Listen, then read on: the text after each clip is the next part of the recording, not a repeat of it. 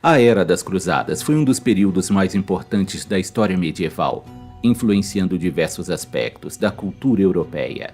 Também foi durante este período que muitas personalidades se destacaram e deixaram seus nomes registrados na história. Dentre eles, o rei Balduíno IV de Jerusalém, também conhecido como Balduíno, o rei leproso, pela doença que afligiu seu corpo durante a maior parte de sua curta vida, que certamente merece ser reconhecido por seus esforços em defender a Terra Santa. Balduíno nasceu no ano 1161 em Jerusalém. Era o segundo filho do príncipe Amaurico de Jerusalém, que era o conde de Jafa e irmão mais novo do rei Balduíno III. Aos 9 anos de idade, Balduíno passou a ser educado pelo historiador Guilherme de Tiro. Foi o seu tutor que descobriu que o jovem garoto sofria de lepra, já que, ao contrário de outras crianças, Balduíno não chorava quando era beliscado por seus colegas. Depois de um tempo, ficou claro para Guilherme que Balduíno não sentia dor no braço direito. O rei contratou médicos muçulmanos para tratar Balduíno, mas nada seria suficiente para aplacar a doença. Suspeitava-se que a doença fosse hanseníase, mas ainda não havia sintomas visíveis, e os médicos hesitavam em diagnosticar por causa do estigma assustador que o menino sofreria. Se o diagnóstico tivesse sido feito quando ele era criança, Balduíno teria sido obrigado por lei a entrar na Ordem de São Lázaro, uma ordem composta por cavaleiros leprosos ou vítima de outras doenças. No entanto, inicialmente Balduíno manteve o uso normal de seus membros e não sofreu desfiguração perceptível em sua face, e sua doença foi mantida em segredo. Em sua adolescência, Balduíno foi um rapaz determinado e otimista diante de sua doença. Era muito parecido com seu pai em aparência, forma corporal e maneira de andar e se expressar. Balduíno aprendia rápido, mas às vezes gaguejava. Ele gostava de ouvir histórias e aulas de história. Seu tutor Guilherme comentou sobre a excelente memória de Balduíno, afirmando que ele não se esquecia nem da bondade nem das ofensas feitas a eles por outros. Em 1174, o pai de Balduíno morreu inesperadamente, de disenteria ao voltar de uma campanha contra Nur ad-Din, o sultão de Damasco. Balduíno foi eleito rei pelo Supremo Tribunal de Jerusalém. Como Balduíno tinha somente 13 anos de idade, na época da morte de seu pai, o reino foi colocado aos cuidados de um regente chamado Raimundo de Trípoli. No verão de 1176, Balduíno completou 15 anos, e assim atingiu a maioridade, tomando as rédeas do governo para si. Ninguém esperava que Balduíno permanecesse muito tempo no poder, ou gerasse herdeiros por conta de sua condição de saúde. Sua doença determinou grande parte de seu reinado, porque sempre teve de se preocupar com a questão da sucessão. Balduíno planejou casar sua irmã Sibila com Hugo III da Borgonha, mas acabou casando-a com um nobre cavaleiro francês chamado Guido de Lusignan. O casamento foi fundamental para conquistar ajuda militar para o reino de Jerusalém. Assim que assumiu o governo, Balduíno começou a planejar um ataque em grande escala ao Egito. O rei aproveitou a campanha de Saladino em Alepo para liderar um ataque ao redor de Damasco. Essa foi sua primeira experiência de guerra. Apesar de já ter perdido quase todos os movimentos de seus membros e ter o uso de apenas uma mão, ele se recusou a delegar seus deveres militares e participou dos combates. Em novembro de 1177, o sultão Saladino deixou o Egito para atacar a cidade de Ascalão. Balduíno, então com 16 anos, liderou o exército franco e cavalgou em direção a Ascalão para salvar a cidade. O exército franco estava em menor número em comparação ao exército muçulmano. Saladino continuou sua marcha rumo a Jerusalém, pensando que Balduíno não ousaria segui-lo com tão poucos homens. Saladino permitiu que seu exército se espalhasse em uma grande área, pilhando e devastando aldeias. Entretanto, Balduíno e os templários conseguiram furar os bloqueios muçulmanos. Balduíno perseguiu Saladino até o anoitecer, e então se retirou para Ascalão. Saladino sofreu a perda de quase 90% de seu exército, inclusive sua guarda pessoal de mamelucos. Saladino teve que fugir de volta ao Egito, e em sua fuga foi atacado por beduínos do deserto no caminho.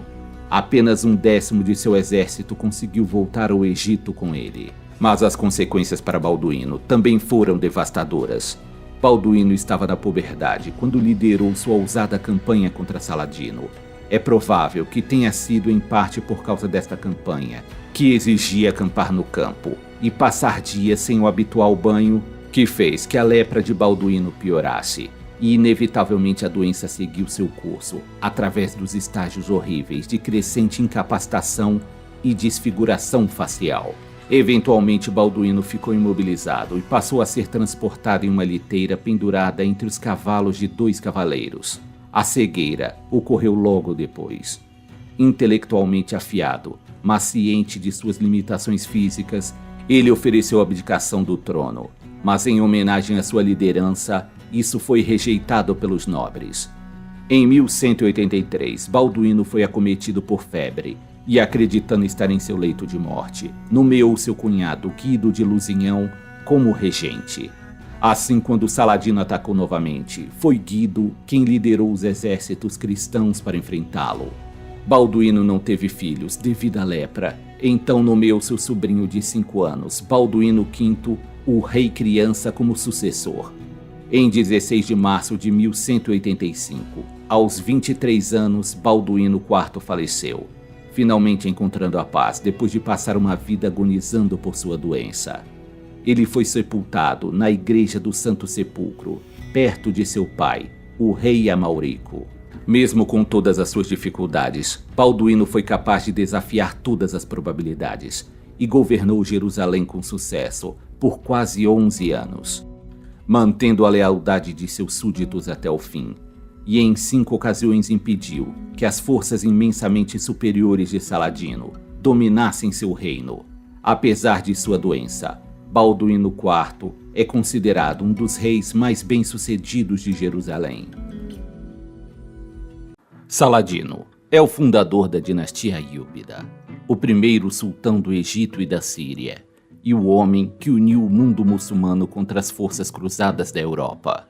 Ele é considerado um dos maiores heróis do Islã, destacando-se por sua capacidade de liderança e proezas militares, sendo respeitado por sua natureza cavalheiresca e por vezes misericordiosa durante as guerras contra os cruzados. Saladino era filho de um oficial curdo de alta patente que servia no exército de Nur al-Din, o governante de uma província na Síria, que na época estava sob controle do Império Seleucida, nascida em Tikrit, que fica no atual Iraque, em 1138. Saladino era um árabe por cultura, língua e inclinação religiosa, mas sua ascendência era curda. Saladino recebeu o nome de Yusuf bin Ayyub. Mais tarde em sua vida assumiu o nome adicional de Salah al-Din, que foi ocidentalizado para Saladino, que significa a justiça da fé. Não existem muitos relatos sobre a infância e a juventude de Saladino. Ele parece ter sido bem educado desde jovem, embora fosse mais estudioso do que um guerreiro. Depois de crescer na cidade de Damasco e subir nas fileiras militares, o jovem Saladino se juntou ao exército comandado por seu tio e serviu em uma expedição militar ao Egito para impedir a aquisição de terras por parte dos cruzados. Foi nesta posição que Saladino enfrentou suas primeiras batalhas. O tio de Saladino morreu 2 meses depois, e em março de 1169, Saladino, aos 31 anos, foi escolhido para sucedê-lo no comando das forças de Nur al-Din. Ele também foi nomeado vizir do Califado Fatimida, que governava o Egito na época. Com a morte do último califa Fatimida, em 1171, Saladino tornou-se governador do Egito e começou a reduzir o poder e a influência do islamismo xiita e restabelecer o regime sunita. Seguiu-se um período de 18 anos durante o qual Saladino garantiu sua autoridade total sobre o Egito. Com o passar do tempo, seus 2 principais rivais, o rei Amaurico de Jerusalém e seu antigo sucerano Nur al-Din, morreram. Saladino então invadiu e conquistou a Síria em 1174 e foi proclamado sultão do Egito e da Síria, título este que ele levaria para o resto de sua vida, bem como a fundação de uma nova dinastia islâmica que governaria a maior parte da Ásia Ocidental pelo próximo século. Mas nem tudo corria bem durante a ascensão de Saladino. Ele acabou atraindo a inimizade de muitos líderes muçulmanos, chegando ao ponto de haver conspirações contra sua vida. Em 11 de maio de 1175, um grupo de 13 assassinos conseguiu se infiltrar no acampamento de Saladino.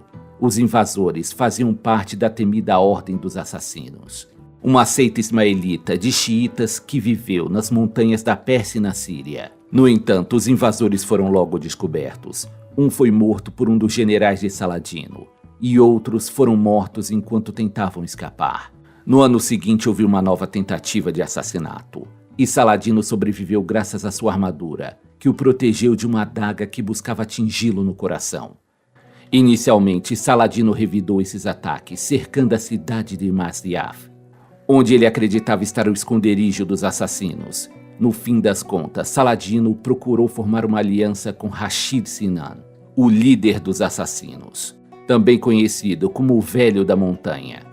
Saladino e Sinan viam a expulsão dos cruzados como um objetivo de benefício mútuo. Assim, eles mantiveram relações de cooperação militar. A partir do ano 1174, Jerusalém foi governada pelo rei Balduíno IV, que apesar de sofrer por toda a sua vida com a terrível infecção de lepra, foi considerado um líder capaz. Os exércitos de Saladino e Balduíno se enfrentaram na Batalha do Monte Gisardo, onde Balduíno, que tinha apenas 16 anos, conquistou uma vitória surpreendente.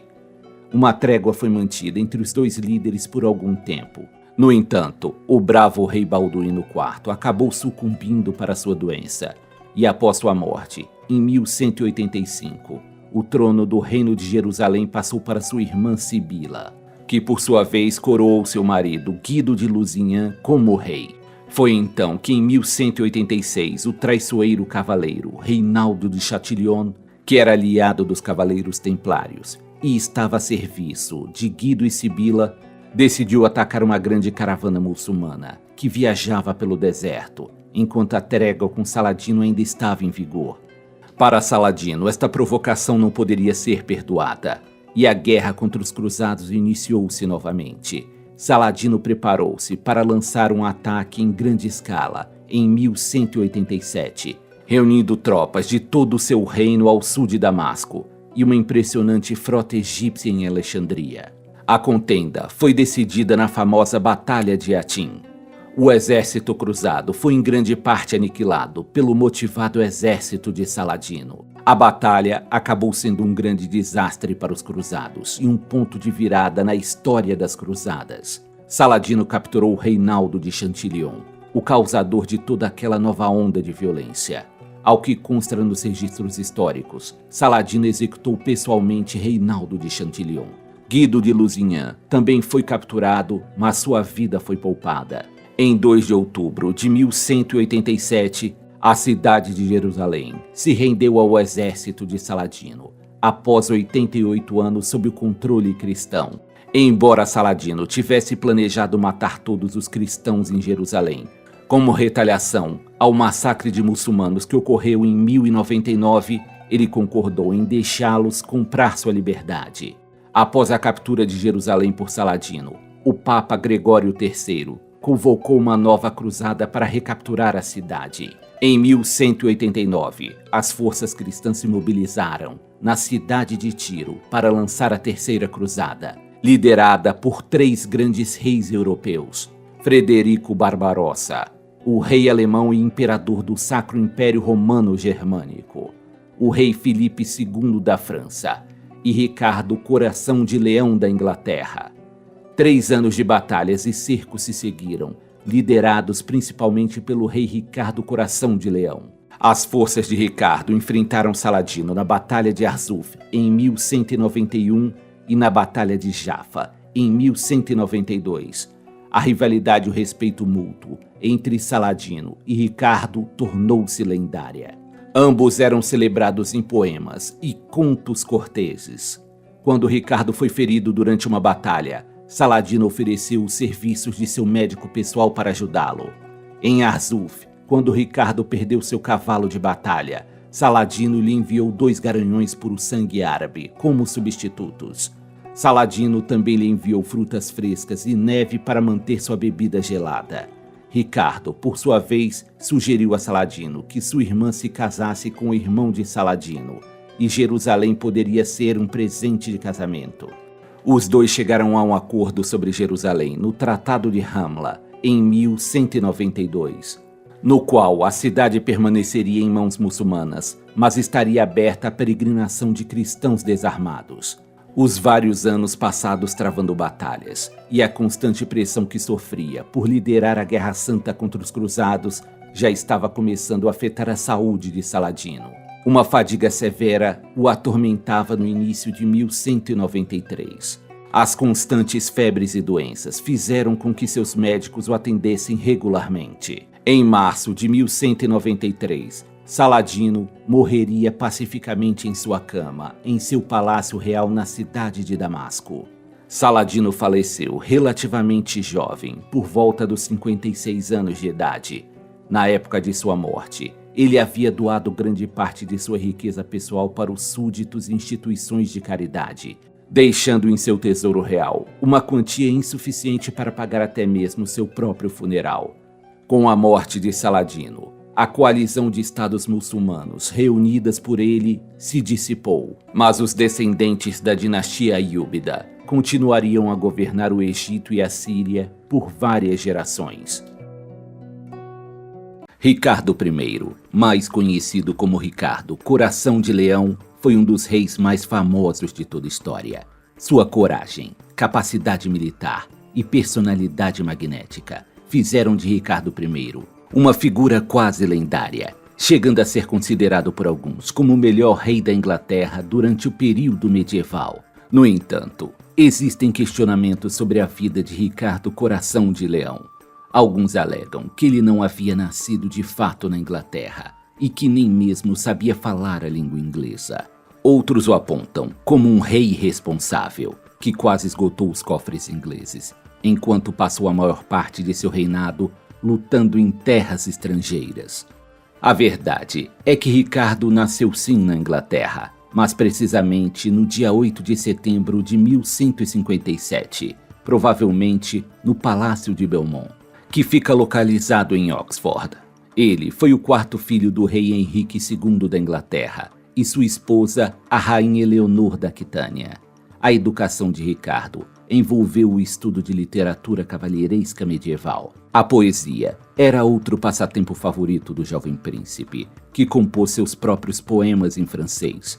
Em sua adolescência, Ricardo já era um sujeito alto, de olhos azuis e cabelos loiros avermelhados, e já era conhecido por sua coragem. Quando Ricardo tinha cerca de 12 anos de idade, seus pais se tornaram inimigos declarados. O rei Henrique II fez a bela Rosamund Cliff sua amante, e dizia-se que ele a amava verdadeiramente, o que feria profundamente os sentimentos da rainha Eleonor. A negligenciada rainha voltou para sua terra natal na Aquitânia, que historicamente foi um ducado poderoso, que ficava localizado na França e em parte da Espanha, estabelecendo ali sua própria corte e levando consigo Ricardo, que era designado como seu herdeiro. Incentivados pela mãe, Ricardo e seus irmãos voltaram-se contra o próprio pai, resultando em algumas batalhas travadas na França. Ricardo teve como aliado Filipe II, o novo rei da França. O rei Henrique II da Inglaterra foi derrotado em batalha e teve que se render. Assim, Ricardo I tornou-se rei da Inglaterra, duque da Normandia e conde de Anjou. Sua coroação ocorreu na abadia de Westminster, em 3 de setembro de 1189.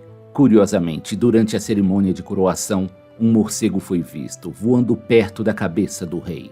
Muitos espectadores viram naquele evento um sinal de mau presságio. Ao ouvir a notícia da captura muçulmana de Jerusalém, o Papa Gregório VIII anunciou outra cruzada para tomar a Terra Santa para o cristianismo. Ricardo imediatamente fez seus votos de cruzada, comprometendo-se a defender a Terra Santa.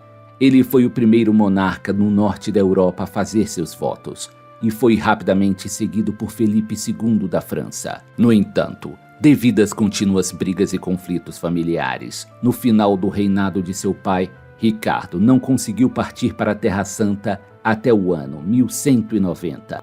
Quando jovens, Ricardo e Felipe II tornaram-se amigos muito próximos, e chegaram-se a levantar rumores sobre a verdadeira natureza dessa relação. De fato, os dois chegaram a dividir espaço em uma cama em algumas ocasiões, mas é dito que isso tenha sido um ato político para demonstrar a confiança entre os dois monarcas, uma prática relativamente comum na Idade Média. Ricardo e Filipe partiram juntos para a Terceira Cruzada, mas isso não se devia apenas à amizade entre os dois reis. Foi em grande parte porque ambos suspeitavam um do outro, temendo que sua contraparte poderia usurpar territórios durante sua ausência no exterior. Ricardo, que desde sua infância não pisava em solo inglês, esvaziou os cofres de seu reino para sua missão, chegando a fechar um acordo com Guilherme I, rei da Escócia, dando a ele total autonomia feudal em troca de dinheiro. Para o monarca, que passou a maior parte de seu reinado fora da Inglaterra, mal sabia falar inglês e gastava imprudentemente a riqueza do reino em guerras estrangeiras. Curiosamente, Ricardo desfrutava de grande admiração de seus súditos contemporâneos. O exército inglês chegou à cidade de Acre, na Terra Santa, no ano 1191, mas a reputação de Ricardo Coração de Leão parece ter chegado antes dele, e no dia 11 de junho, os defensores muçulmanos entregaram a cidade ao exército cristão. Ricardo I, Filipe II e Leopoldo V da Áustria, líder dos germânicos na cruzada, discordaram sobre a distribuição dos despojos da vitória. Durante a discussão, Ricardo insultou Leopoldo, uma ação que teria consequências terríveis para ele no futuro. Os exércitos cristãos começaram a reconstruir a cidade de Acre, enquanto o líder muçulmano Saladino arrecadava dinheiro para pagar o resgate dos prisioneiros. Enquanto esperava que Saladino pagasse o valor integral do resgate, Ricardo perdeu a paciência e executou 2.700 prisioneiros muçulmanos. Em retribuição, Saladino executou todos os prisioneiros cristãos em seu acampamento. Essa tragédia ficou conhecida como o Massacre de Yadié. Após o ocorrido, o exército cruzado marchou para o sul e o exército de Saladino seguiu. Eles finalmente se encontraram na famosa Batalha de Arsuf, em 7 de setembro de 1191. A vitória dos cruzados em Arsuf foi crucial para a queda da cidade de Jaffa. 2 meses depois, apesar de todos os seus esforços, Ricardo não conseguiu capturar Jerusalém. Foi nesta época que ele foi informado que seu irmão mais novo, chamado João, estava tentando usurpar seu trono na Inglaterra. Mesmo em meio à brutalidade das batalhas, Ricardo Coração de Leão e Saladino criaram um respeito mútuo entre si. Ambos os líderes enviavam cartas e presentes um para o outro, e por mais de uma vez buscaram acertar os termos para um tratado de paz. Por fim, Ricardo e Saladino firmariam um tratado, no qual a cidade de Jerusalém permaneceria sob o domínio muçulmano, mas aberta para a peregrinação de cristãos desarmados. Assim terminava formalmente a Terceira Cruzada, em 9 de outubro de 1192. Com o fim de sua cruzada, Ricardo partiu de volta para a Inglaterra. Entretanto, a viagem de Ricardo foi interrompida quando seu navio naufragou. Ele foi feito prisioneiro pelo Duque Leopoldo da Áustria, a quem Ricardo havia insultado gravemente nos primeiros estágios da Terceira Cruzada. Ricardo foi encarcerado no castelo de Dürrenstein, na Baixa Áustria, e a Inglaterra foi forçada a pagar um alto resgate para libertá-lo. Ricardo foi então transferido como prisioneiro para Henrique VI, o Sacro Imperador Romano-Germânico, e mantido prisioneiro no castelo de Trifel, na Alemanha, até ser libertado em 1194. Enquanto ainda estava cativo, João, o irmão mais novo de Ricardo, conspirou com Filipe II da França, na tentativa de tomar o trono inglês, mas esta tentativa foi mal sucedida. A guerra entre os dois irmãos foi principalmente de cercos e controle de castelos estrategicamente importantes, como Nottingham e o castelo de Windsor. Mas no final, João foi derrotado. Ricardo perdoou seu irmão por sua ambição excessiva e até mesmo o nomeou como seu sucessor para apaziguar a situação na Inglaterra. Após um breve período vivendo na Inglaterra, Ricardo partiu para a França, onde passou grande parte de seu tempo em uma campanha militar onde defendeu suas terras contra seu ex-aliado, o rei Filipe II da França. Os dois se desentenderam quando Ricardo não se casou com a irmã de Filipe. apesar de estarem noivos há 20 anos. Em vez disso, Ricardo havia se casado com Berengária de Navarra, um casamento arranjado pela mãe de Ricardo. Berengária seria a única rainha inglesa reinante a nunca pisar em seu próprio reino.